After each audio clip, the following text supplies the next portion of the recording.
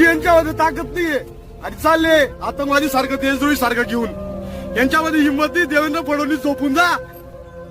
तुझ्यामध्ये ताकद नाही. तू बघतोय सर्व, तुला माहिती आहे सर्व, तरी तू बोलत नाही. अरे जवानांचं शोषण थांबेल तरच राहील मी. यात मला मारून टाका तुम्ही. दोनच गोष्टी तुमच्याजवळ. सैनिकाला तुम्ही जे रडवलंय ना, आज मीच नाही, तो प्रत्येक सैनिक रडतोय ज्याचा परिवार उद्ध्वस्त झालेला आहे, ज्यांनी देशाची 10 वर्ष 12 वर्ष देशसेवा केली होती. मंत्रालयामधून घेऊन येता, उचलून घेऊन जाता.